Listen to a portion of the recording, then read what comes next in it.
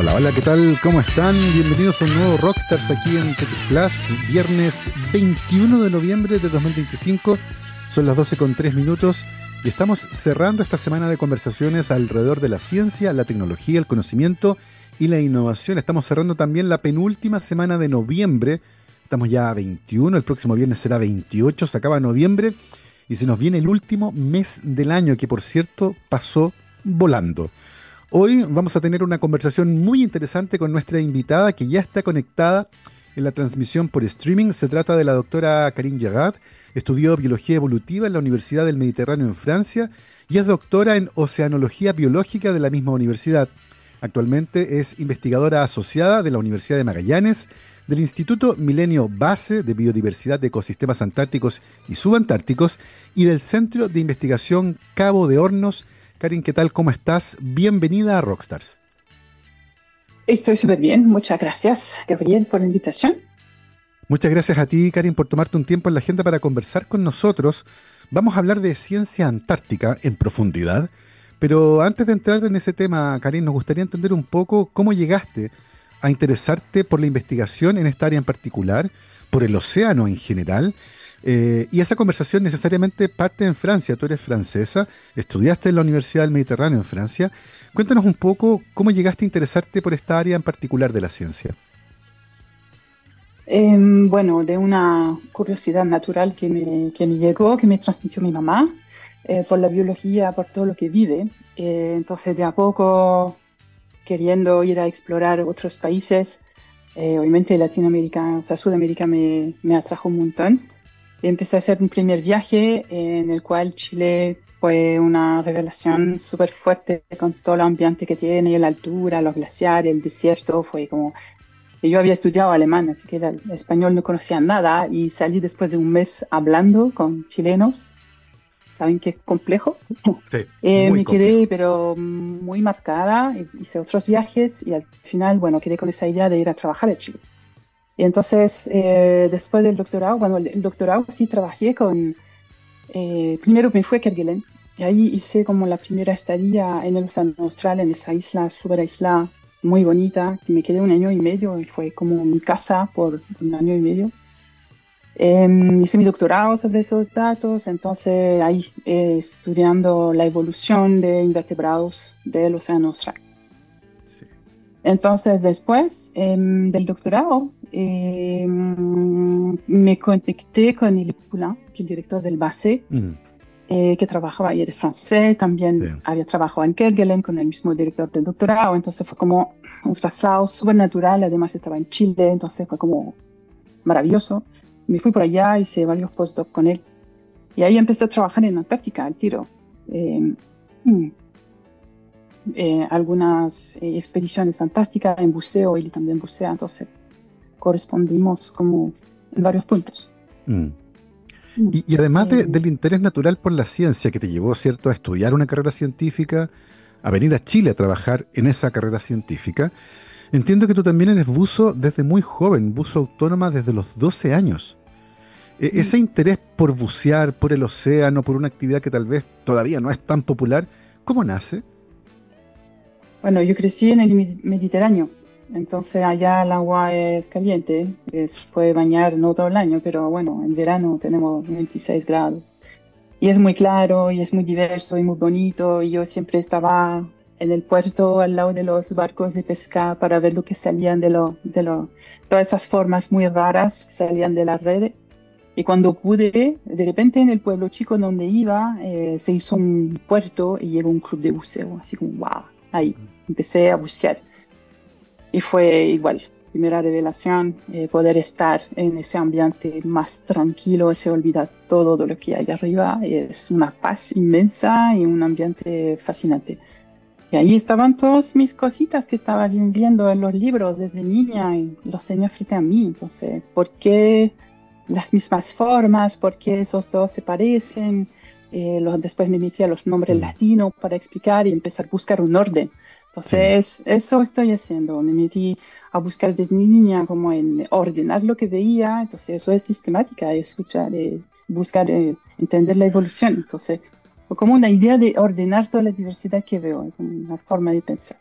Es bien Entonces, interesante eso claro, porque, perdón, sí, continúa. sí, no, no, dime, está bien. Me parece súper interesante porque me ha tocado conversar con varias personas que trabajan en áreas similares y muchas y muchos manifiestan esta idea de tratar de encontrar orden en este aparente caos que son muchas veces los ecosistemas. Sí, Porque además entendiendo ese orden es posible también entender un poco el pasado biológico y cómo exacto. llegamos a lo que tenemos hoy. En ese sentido, Karin, por ejemplo, tu investigación, la que realizaste durante ese año y medio, que estuviste en un lugar bien solitario, con mucha paz, y que permite entender un poco ecosistemas que son bien distantes. Cuéntanos un poco lo que aprendiste de ese trabajo de un año y medio en ese lugar tan remoto. Bueno, éramos en una base francesa y una parte militar. Los tres cuerpos de armada están allá, gestionan la logística, el funcionamiento de la base. Y los jóvenes científicos eran como voluntarios a la ayuda técnica. Teníamos entre 18 y 25 años, o sea, éramos cabros. Y nos hizo madurar súper bien, necesitaba. Entonces estamos como formados, pero sueltos en un ambiente profesional y con el laboratorio así a mano y con tareas, metas. Mm. Entonces fue muy formador, muy formador. Y la parte humana sobre todo, la parte humana fue Mm. la más intensa, yo creo. Sí. Porque, bueno, igual estamos en los años 2000 y tanto, pero ser mujer en un ambiente así Sí. no es simple. Éramos 5 mujeres, 85 hombres. Wow. Entonces, no es, bueno, no pasamos desapercibida. O sea, estamos Sí. bajo la lupa todo el rato. Hay una presión, es súper fuerte. Entonces, me quedé un año y medio, no me quería ir, pero al final necesitaba tener como invisibilidad, por favor. Pero no, esa la parte humana fue muy fuerte y lo pasé Ya. muy bien. Tuve un grupo súper bueno, o sea, que dan amigos para toda la vida. Mm. Compartimos algo tan fuerte, tan bonito y que es algo muy especial. Y bueno, encontré mi pareja allá y así que tenemos niños fantásticos. Un ecosistema subantártico propio que Exactamente, emerge a partir de la exactamente. investigación científica. Oye, Karen, y desde el punto de vista de los hallazgos, en ese año y medio que estuviste ahí, ¿cuáles fueron las preguntas o la pregunta fundamental que tú tenías y que se podía responder analizando lo que estaba ahí? Ya, era para mi doctorado, entonces yo estudiaba bivalvos, entonces hay un chorito y una cholga, que son Mytilus o lacomio, Sí. esas dos especies, y ver cómo, bueno, se reproducen a través de la emisión de larva en la columna Sí. de agua. Entonces queríamos ver cuál es la estructura poblacional que hay alrededor de la isla, porque la isla es muy cortada, es como los canales de Magallanes, es genial. Perfecto. Hay una bahía grande y muchos fiordos, entonces el ambiente es muy cortado. Y entonces, aunque un animal tenga una larva, una posibilidad de viajar y de emitir larvas, con la columna de agua, etcétera, pero según la corriente a veces no se pueden mezclar todos los puntos. Entonces eso genera una estructura genética y nos aprende cómo funcionan las poblaciones. Perfecto. Entonces, una misma especie, o sea, mismo grupo con aparentemente mismas capacidades, pueden mostrar patrones muy diferentes de diferenciación por su biología. Después hay que buscar por qué. Es lo Claro. interesante. Y en ese sentido, Karin, y pensando en que tú desde muy joven practicabas buceo en el Mediterráneo, en un lugar, tú lo decías, con aguas muy claras, con una temperatura bastante agradable, el contraste con bucear en la Antártica, donde ciertamente lo primero que aparece y resalta es la temperatura del agua, que es muy, muy baja. ¿Cuáles son los desafíos de hacer ciencia antártica en esas condiciones? Ya había empezado a bucear de a poco en agua un poco más fría. Después de Mediterráneo me fui a formar en Bretaña, que es Ya, como a 10, 15 grados. Entonces hay mucha marea, poca visibilidad, hay que calcular mucho más cosas. No es como en Mediterráneo, que es más fácil. Entonces ya empecé y me gustó ese ambiente. Y como hay bosques de algas también, ah, perfecto. porque es más complejo, más diverso Sí. y fuerte. Entonces después fue a Kerguelen y fue como subantártico, igual que en Mm, Magallanes. Bosque de algas, agua 9, 7, 8, 4 en invierno. Entonces ya empezó a bajar la temperatura de a claro. poco para llegar a los -1 a 2 grados en Antártica. Es una fuerza de voluntad, la verdad, porque duele mucho. Hay Sí, que po. gestionar el dolor de cabeza primero, después eso pasa, y después a lo largo, bueno, las manos, los pies, y son puntos débiles Sí. que hacen que tenemos que subir. Y con respecto a eso, Karin, ¿cuánto tiempo puede bucear una persona experimentada como tú en aguas antárticas antes de sentir esas molestias que te hacen tener que subir? Hay dos factores. Si el buceo es entretenido, puede ser mucho más rápido. Si el buceo es aburrido, a veces con mi colega Sandra quedamos 10 minutos, nos miramos, Claro, es vamos, fome, vamos. estábamos súper helados y nos fuimos, porque ya no hay que hacer acá. Y a veces puede ser, no sé, bueno, también depende de la profundidad.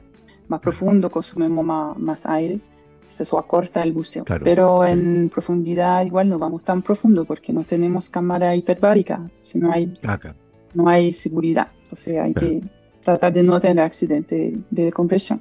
Mm, Entonces abusamos a lo máximo hasta 20, muchas veces 10, 15, 5. Ahí se puede quedar, o sea, por aires puede quedar como una hora. perfecto. Pero yo personalmente ya después de 40 minutos ya no quiero más. Sí. Sí. Me imagino que son condiciones de buceo y de trabajo, por cierto, porque son condiciones que están vinculadas con la obtención de muestras, por ejemplo, bien complejas. Ahora, Claro. desde el punto de vista de la estructura genética de las poblaciones que ustedes estudian, ¿qué factores influyen cómo cambian? Porque tengo la sensación de que en el último tiempo ya se están sintiendo algunos impactos de la crisis climática en la Antártica y en la zona subantártica, con cambios pequeños de temperatura que pueden cambiar también la distribución de ciertas poblaciones. Del tiempo que tú llevas estudiando estas poblaciones en la Antártica, ¿se notan ya algunos cambios que podrían ser atribuibles a la crisis climática o todavía no? Visualmente, no tanto, diría. Ahora hay estudios que sí detectaron especies que no son de Antártica, que llegan de la zona subantártica. Yo personalmente no las vi.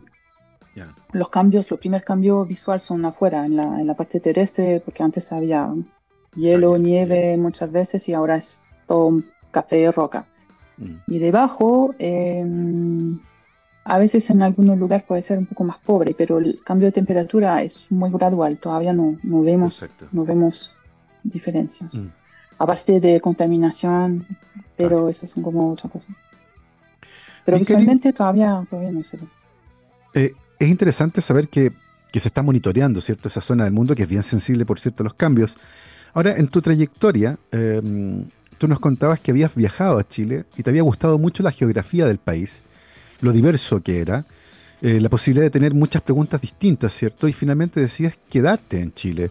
Esa experiencia en particular, como alguien que decidió cambiarse de país, ¿cierto? Quedarse en otro lugar distinto al que nació, motivado por la curiosidad y por las ganas de entender hoy este ecosistema tan particular, ¿cómo la ves en retrospectiva? Fue una excelente decisión. Bueno, sí, Chile me gustó mucho porque es muy particular. Su geografía da un gradiente de latitud súper fuerte, de ecosistema fuerte entre este y oeste, entre la playa y la montaña, y todo lo que pasa. El ambiente lo vivimos y lo tenemos que soportar y tenemos que adaptarnos a él. Es lo que me Mm, gusta, como que nada es fácil. Hay que adaptarse y hacer el esfuerzo de estar a nivel. Y eso mm, es lo que me gusta mucho, es como un reto perpetual. Sí. No podemos, o sea, en muchos lugares en Chile no podemos llegar e ir a pasear sin programar bien para seguridad, llevar sí, comida, llevar cosas para sobrevivir por si acaso, si el auto no funciona, no sé. claro. Entonces, en Francia, o sea, hay gente de todas partes, por ejemplo, no pasa nada, siempre hay señal. Acá en Punta Sí, Arenas, si salimos después de media hora, ya no hay señal. sí. Me- Eso me gusta porque es todavía muy natural y muy puro. Sí, de hecho esa naturaleza algo agreste, con un clima cambiante, fue en parte lo que explica una desafortunada tragedia que ocurrió hace pocos días en el Parque Torres del Paine, donde un Sí. grupo de turistas haciendo trekking, ¿cierto?, se extraviaron bajo condiciones climáticas muy, muy desfavorables, justamente porque el clima cambió de manera muy violenta. Ujú. Lo que pone, ¿cierto?, de manifiesto lo que tú decías, Karin, que efectivamente se trata de una zona que es muy agreste todavía, donde uno tiene que adaptarse para poder a estar ahí con el ecosistema, tratando de entenderlo. En ese sentido, Karin, ¿cómo cambian tus preguntas, las que te mueven, desde que terminas el doctorado hacia la transición que nos lleva al momento actual? La verdad no sé si han cambiado mucho porque sigo con esas ganas de entender lo que pasó a distintas especies en el pasado más o menos reciente, cómo funcionan ahora y ahora, bueno, si las nuevas preguntas serían como qué le va a pasar en el futuro Claro. y qué pasa para ella cuando llegue otra especie, cómo van a aguantar ese aumento de temperatura, cómo... Entonces, sabiendo cómo han reaccionado a Mm, cambios climáticos pasados, podemos deducir lo que le podría pasar. Si están capaces de cambiar de rango para adaptarse e ir más al sur, sí. como huir del calor, o si ya no pueden y están en mucho riesgo. Estoy trabajando en un ostión, por ejemplo, el ostión del sur, Soclamis natans, y este ostión tiene un origen antártico, como que apareció en Antártica, es como primo del ostión antártico que queda ahora, pero este ostión, Ostroclamis, en el Plioceno, cuando empezó a hacer muy frío, que se aumentó la capa de hielo de manera muy brutal, se fue al norte, migró hacia islas subantárticas. Hay fósiles en muchas islas. El único lugar donde queda vivo es acá en Magallanes y está asociado a glaciares. Entonces le queda como esa necesidad de ser cercano al hielo. Mm, No aguanta demasiado hielo para quedarse en claro. Antártica, pero queda ahí, es solamente acá. Entonces, si aumenta la temperatura, Claro. es probable que no esté bien. Además, bueno, es muy rico, entonces hay otras amenazas. La Hay pesca, eso. Es interesante porque parte importante de la evolución tiene que ver con entender el pasado desde el presente, justamente Claro. para mirar hacia el futuro. Lo que tú decías, Ujú, tratar de comprender qué es lo que eventualmente podría pasar si los ecosistemas sufren cambios tanto de temperatura o llegan especies que no vivían antes ahí, que se movilizan. Lo que me lleva a pensar en lo que ocurre justamente en la Antártica, que es un territorio que por un acuerdo a escala global ha sido dedicado a la paz y la investigación. ujú.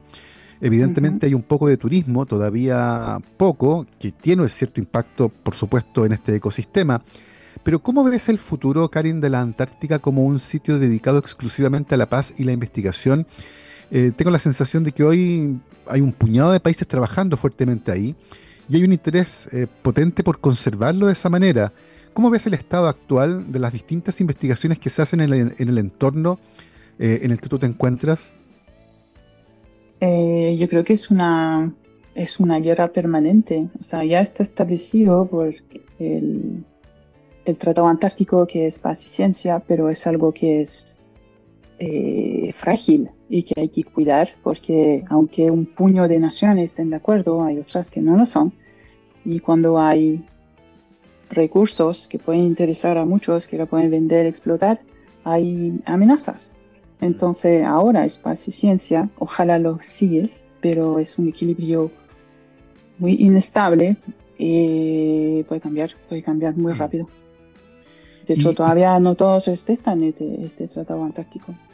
exactamente, que es un punto que me parece fundamental porque si bien existe un tratado, como tú decías, sigue siendo frágil porque en algún momento, probablemente ahora ya incluso, pueden aparecer ciertos intereses que traten de modificar cómo actualmente estamos viviendo y estudiando la Antártica. En ese sentido, Karen, y considerando la posición que tiene Chile como puerta de entrada a la Antártica, tenemos Punta Arenas, una ciudad que está muy cerca de la Antártica, hay misiones que salen en barco y también en avión. ¿Cómo ves el rol de Chile con respecto a su cercanía a la Antártica y cómo podría ser un país líder en cuanto a la investigación y la protección de ese ecosistema? Bueno, el rol de Chile es crucial. Estamos casi con Argentina, lo más cercano. Y tenemos, yo creo, más instalaciones. Argentina, tenemos esa base que es la puerta de entrada. O sea, ambos lados del túnel están en Punta Arenas y en Fildes para llegar en avión. Y hay mucha flota que viajan entre Chile y la Antártica. Así Chile tiene una responsabilidad súper fuerte sobre esto, un rol fuerte en ese lugar. En Antártica del Este puede ser más hacia Australia, Francia, etcétera. Pero acá yo creo que Chile tiene un rol muy fuerte. ahora no voy a entrar en política a saber qué tiene que hacer, o sea, no quiero ir en ese camino. Pero sí, ahí tiene mucha responsabilidad. Tenemos Antártica al lado, acá se siente Sí. cuando hay viento del sur, sabemos que está cerca. Em, y bueno, tratamos de hacer que Mm. todo el mundo tenga esto bien claro en la cabeza, sobre todo en los niños, y quede como una nueva cultura de que la región de Magallanes es muy cercana a Sí. la Antártica, que está allá, que sí se podía acceder, Mm. que se puede soñar de ir a Mm. trabajar allá para todos los niños, los estudiantes. Sí. Me encanta justamente, trabajo en Antártica, doy clase a la UMAG y tengo estudiante pregrado, magíster, doctorado también y están todos soñando por ir allá. Entonces, yo igual tuve, no sé, tenía 24 años cuando llegué a la Antártica, o sea, un ambiente subantártico. Mm. Pero para Francia, Kerguelen era, bueno, como el sueño igual. Sí. Entonces, es un tesoro que Chile tiene a mano. Sí, tiene responsabilidad de cuidarlo, obviamente. Sí, tengo la sensación de que hay un paralelo, Karin, con lo que ocurre con la astronomía. Chile tiene probablemente los mejores cielos del mundo para observar el universo y hay una responsabilidad con respecto a cómo se cuidan esos cielos, a mantener su oscuridad, a mantener su atmósfera limpia, libre de turbulencias y a protegerla de proyectos que, independiente de lo que puedan producir, pueden interferir con, insisto, la mejor ventana al universo y por lo tanto tengo la sensación de que hay un paralelo interesante con respecto a la posición geográfica de Chile y su rol estratégico con respecto a cómo se reconoce y se investiga la Antártica y mantener ese carácter de un territorio dedicado a la ciencia y la paz. Y tengo la sensación de que nuestro país debería asumir ese rol de liderazgo, entendiendo esa posición geográfica que nos tocó, pero está ahí y que por lo tanto deberíamos poder asumirla. Son las 12:26.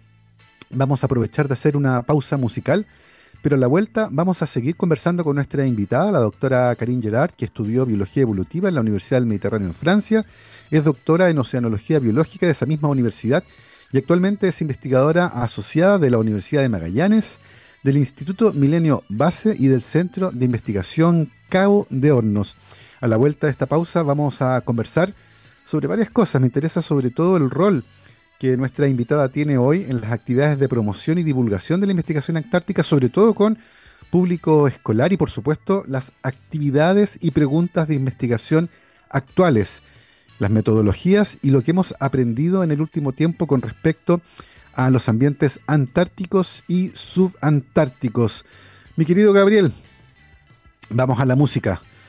Vamos a escuchar esta canción que no está en el primer y único disco de estudio de Joy Division porque fue publicada después, una vez que su vocalista y líder ya lamentablemente había fallecido. Vamos a escuchar a Joy Division con Love Will Tear Us Apart.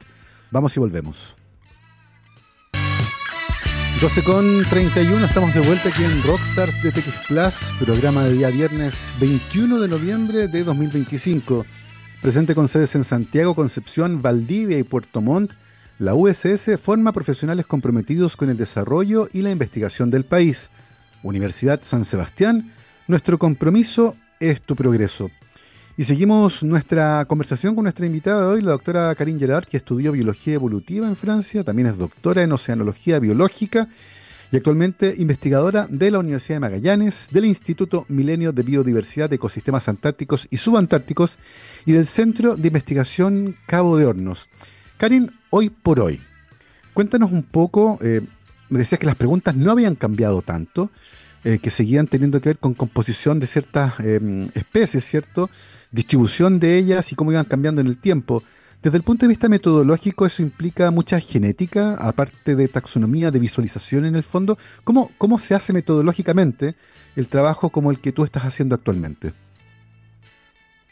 Sí, desde mi doctorado yo adopté esa herramienta genética, em, pero eso sí ha sido evolucionando mucho desde los casi 20 años que estoy estudiando esto, obviamente, porque son tecnología que evolucionan muy rápido, Sí, con la computación, con capacidad de análisis, etcétera. sí.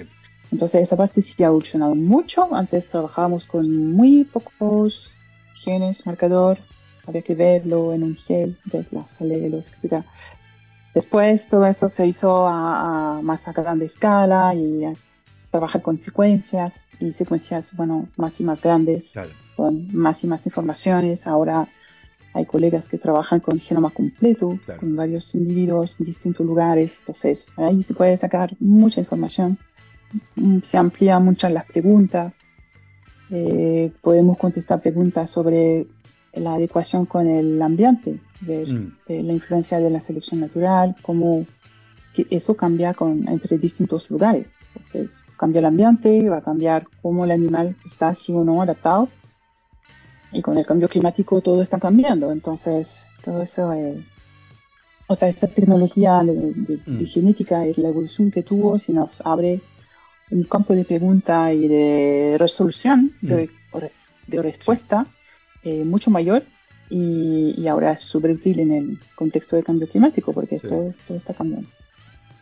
Y desde el punto de Eh, vista de esas poblaciones que ustedes estudian, Karen, más allá de la composición genética y de comprender eventualmente cómo evolucionan, eh, ¿estudian también y han podido verificar si los tamaños de esas poblaciones van cambiando con el tiempo, si eventualmente se han ido achicando, si se desplazan eventualmente también geográficamente? mm, sí, hay especies que detectamos en lugar que no se conocía antes, entonces puede ser que no la habíamos detectado antes Claro, o sí. que han cambiado su rango. Hay algunas que bajan, hay otras que encontramos que, bueno, antes se describían más al norte, puede ser que no se habían pillado antes. Claro. Pero sí, pues hay algunas larvas o juveniles de especies de subantártica que llegan a Antártica que se detectaron a nivel genético o a nivel visual también. A veces la larva en la columna de agua. Entonces, sabemos que hay una presión de llegada de especies exóticas que vienen del norte hacia Antártica, ya llegan. Porque bueno, el continente antártico es como es, muy especial, muy frío, aislado, porque tiene muchas barreras que Sí, hacen que esté aislado. Por ejemplo, bueno, el frío, ya el frío es una barrera fisiológica súper sí. fuerte, la más eficiente de hecho. Barrera oceanográfica, toda la corriente La subpolar corriente antártica, subatlántica, claro. claro, hace que llegar del norte no es fácil porque todo se lleva al este. Temperatura, ya, geográfica, es muy lejos y la profundidad también. Ir por el fondo no es simple, hay que Claro. aguantar los 4.000 y tanto profundidad. Entonces, la Antártica es muy especial desde mucho tiempo por ese aislamiento. Y bueno, ahora con el tráfico marítimo, hay muchas especies que llegan pegadas a los cascos o en agua Ah, de claro, lastres. claro. eh, Incluso con muchas tormentas, llegan por sí mismos, por la corriente, logran con mucho tiempo Sí, a las costas de Antártica. sí, Algas que forman sí, balsas y ahí se llevan otra especie, solo están detectados. sí. Pero hasta ahora no hay pruebas de que esta especie logran a instalarse, sobrevivir Claro, y desarrollar sí, poblaciones y ser como invasiva. Entonces, sí. sabemos que hay una presión muy fuerte, como de fauna y flora que llega, que no son de acá. Lo único que falta es pasar la barrera climática, Claro, que es la fisiológica. sí. Entonces ahora cambiando, está calentándose el clima y va a cambiar. Entonces se van a encontrar un nuevo equilibrio o muchas especies muy adaptadas, capaz van a desaparecer, otras van a llegar, se va a hacer un nuevo equilibrio. Eh, Eso. Es súper interesante lo que tú decías, Karin, con respecto a que más allá de estas barreras que están vinculadas con la temperatura, el aislamiento geográfico, la profundidad, ¿cierto? Hay especies que pueden llegar por distintas razones, por el flujo de Claro, agua, por el transporte marítimo, por tormentas, qué sé yo. Pero llegar no implica que puedan adaptarse a ese lugar y quedarse, y eventualmente deberían aparecer ciertos cambios genéticos que justamente permitan adaptarse, por ejemplo, a una fisiología que resiste más el frío. claro. Eventualmente, cuando eso ocurra, tenemos herramientas adecuadas para darnos cuenta, porque yo imagino que trabajos como el tuyo y el que realizan con tu grupo de investigación, por las restricciones normales que tiene el tipo de trabajo, solo pueden ir mirando pequeños spots, áreas limitadas, ¿cierto? Volúmenes limitados de agua. Pero sin embargo, el volumen total de agua es gigantesco y por lo tanto hay mucho donde buscar todavía, ¿no? Claro, si no podemos analizar todo de todas partes, tenemos algunos puntos de observación. Uno de ellos es las Shetland del Sur, en Fields, donde es el punto de entrada del avión, de llegada Claro. de los barcos turísticos, científico, militar, todo. Aquí es un tráfico súper intenso en esa bahía.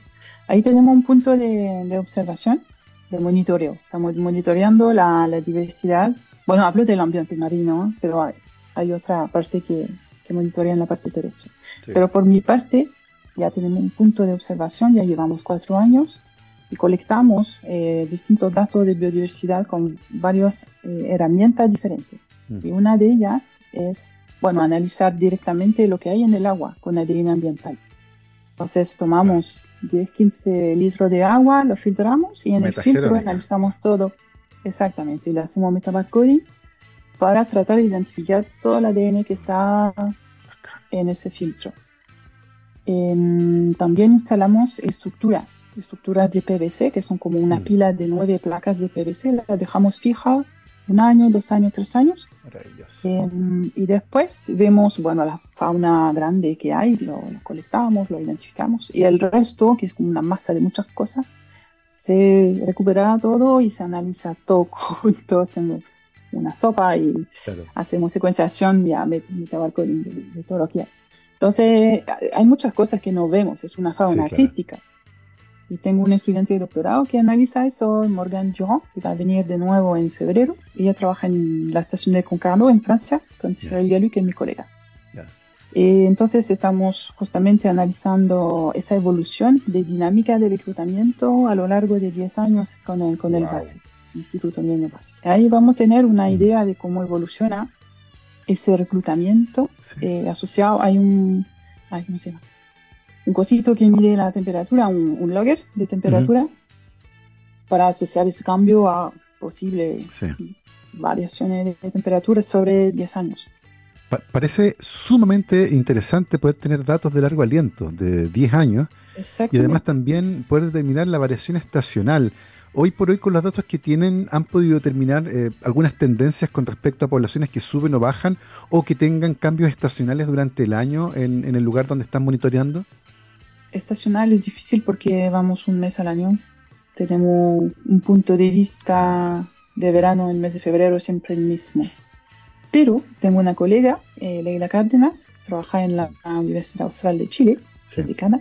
la conozco, sí. Compartimos así.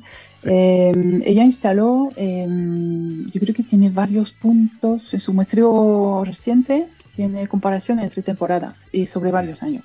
Y ahí puede ver que hay periodos en el verano donde pasan casi las mismas cosas.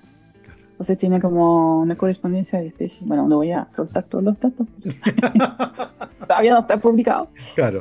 No, pero sí, pero claro, ella tiene como más puntos en la valla. Yo tengo uno solo, entonces no hay como escala geográfica. Y ella tiene una escala más como temporal también. Entonces, sí, hay tendencias y dinámicas de reclutamiento a lo largo de una sola valla. Mm. Y claro, bueno, el monitorear sobre 10 años nos va a dar Sí. tendencias, buenas Eh, tendencias. Entiendo que de esos 10 años llevan 4, ¿no? Sí, llevamos 4, estamos casi a la mitad. ¿Y ya se ha podido ver cambios con respecto a tendencias o hasta ahora ha sido todo más o menos homogéneo? Mira, todavía estaba hasta hace poquito acumulando muestras porque es mejor analizar todo de una, como varios Perfecto, años de una. Entonces, con uno no iba a hacer nada. Entonces, bueno, claro. ahora vamos a empezar a analizar los filtros. Bueno, los ARMS, las placas de Ujú. reclutamiento ya están en análisis con Morgan en Francia. Y claro, ella busca identificar especies que no están registradas en Antártica antes. Lo bueno de la tesis de Morgan es que tiene puntos de Terra Deli, que es la tierra francesa antártica, Ujú. de Terra Nova, que es la parte italiana, y las de Fildes, que son como un triángulo a lo largo de Antártica. Entonces es bastante importante tener como esa Mm. escala grande. No, ahora, la verdad que estamos empezando en muy teoría, entonces del próximo año, si me preguntas, te puedo contestar cuál es la tendencia de cambio. Ojalá que no cambie todavía. Vamos a conversar, Karin, justamente para tratar de entender cómo ha sido ese análisis de los primeros 4 años de este monitoreo de largo plazo, que me parece fundamental para poder entender en tiempo real lo que está ocurriendo en un ecosistema tan importante y tan sensible como el Antártico. Y conversábamos en el primer bloque, Karin, con respecto a lo importante que es también entender eso por parte de la comunidad que vive muy cerca de la Antártica. Tú nos decías, sopla viento sur y sabemos que la Antártica está al lado porque es el viento frío que viene justamente desde allá. Eh, Cuéntanos un poco cómo ha sido compartir con estudiantes de colegio tu experiencia haciendo investigación antártica y subantártica. ¿Qué es lo que más les llama la atención? ¿Qué es lo que te preguntan? ¿Cómo ha sido esa experiencia en particular? Que por cierto, forma parte de las actividades de extensión que algunos y algunas investigadoras e investigadores realizan con respecto a las preguntas que ellos tienen.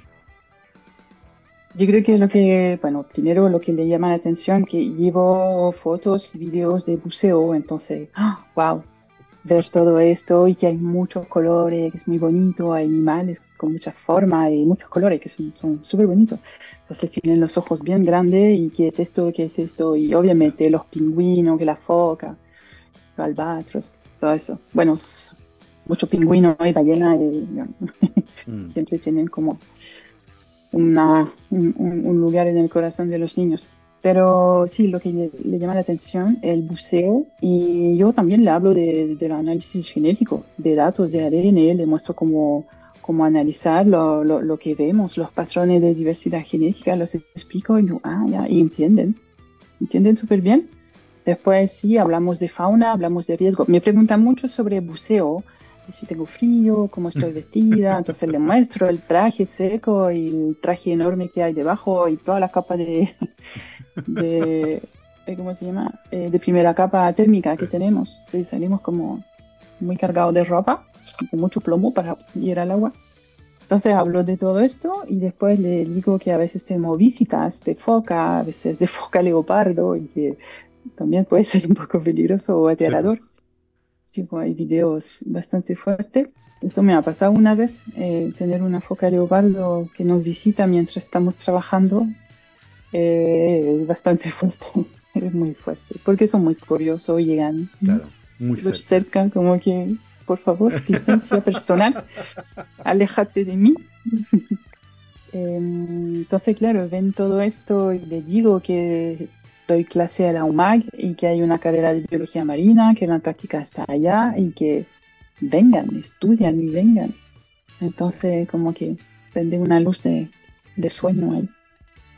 Que es también súper importante para generar conciencia sobre lo que hablábamos antes, del rol estratégico que tiene Chile y que es difícil proteger algo si no se entiende, si no se le conoce. Y Exactamente. creo que estas actividades de extensión son fundamentales justamente para poder conocer y entender este ecosistema tan particular en el que, insisto, nuestro país tiene un rol fundamental porque finalmente se convierte en el país que es puerta de entrada, si bien compartimos con Argentina la posición geográfica, pero muchas de las misiones, tanto por mar y por aire, salen desde Punta Arenas hacia la Antártica. Hay un rol estratégico en cuanto a la gestión y en la logística de estas misiones. Karin, ¿cómo ves el futuro de la investigación antártica? Porque tengo la sensación que lentamente, por conversaciones que hemos tenido acá en la radio, de a poco ha ido creciendo el interés, los presupuestos y un poco la presencia. Pero esa es una impresión que tengo desde afuera. Tú que estás allá, que vives la investigación en primera persona, ¿cómo ves el futuro de la investigación antártica? Eh, es verdad que la tendencia de los últimos decenas de años sí ha sido como más fácil, no diría, pero hay más oportunidades para ir a la Antártica. Con el esfuerzo del INACH ofrecen becas para estudiar, becas de apoyo a posgrado. Se puede postular a proyecto en INACH también y hay más instancia de formación de centro o de grupo de investigación de proyecto muy grande asociado especialmente Mm. a Antártica.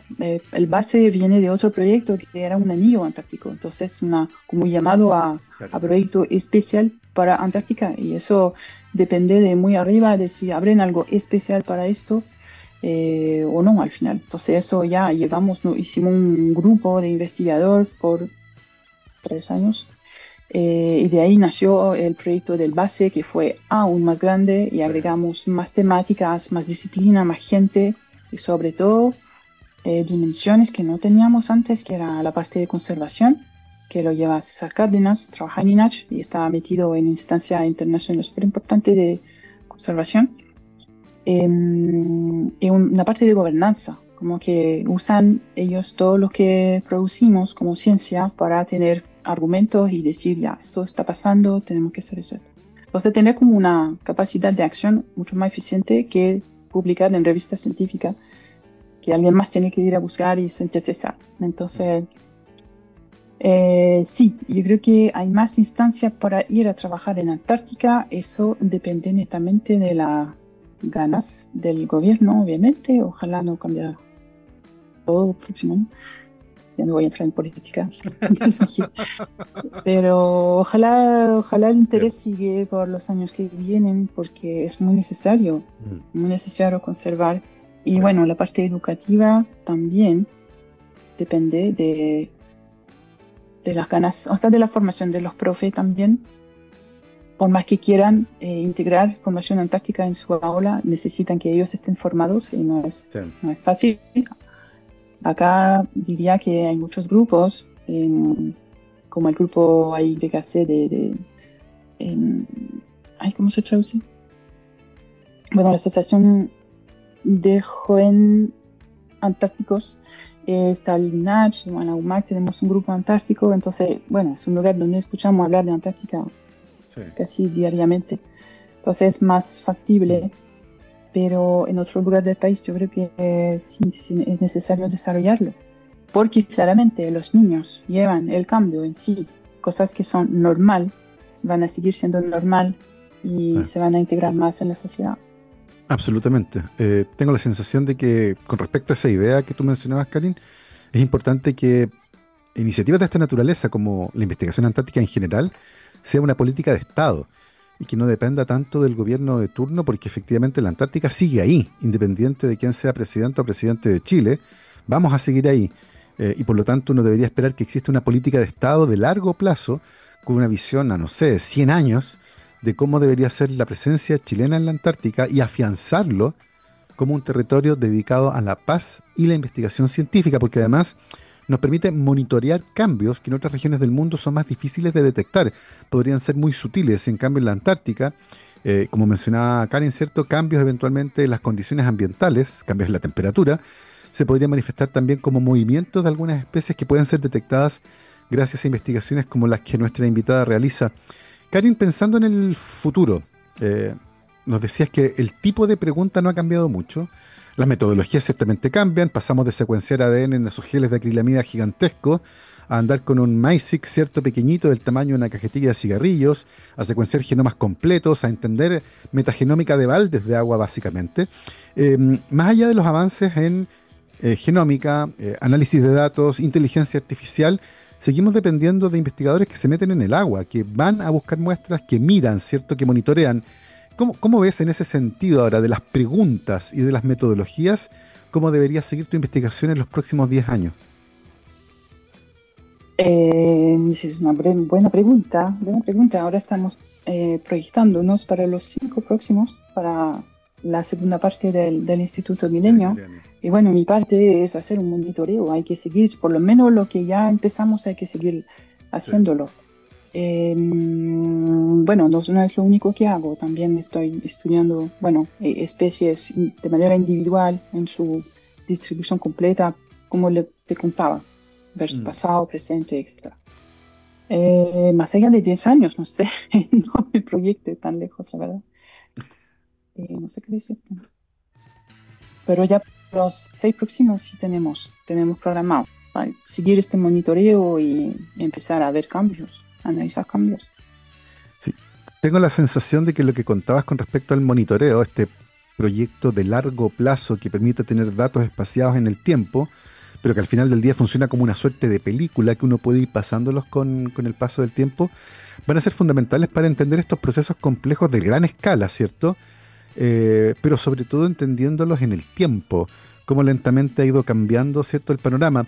En ese sentido, crees que esa evidencia generada con respecto a posibles cambios vinculados, sobre todo con la crisis climática, puedan servir para aunar esfuerzos con respecto a lo importante que es tratar de mitigar los efectos de la crisis climática? En el fondo, si en un momento empezamos a ver cambios drásticos en la distribución de ciertas especies en la Antártica vinculada con cambios en la temperatura, que eso eventualmente nos pueda ayudar a comunicar de mejor manera los peligros que tiene no hacer nada con respecto a la crisis climática.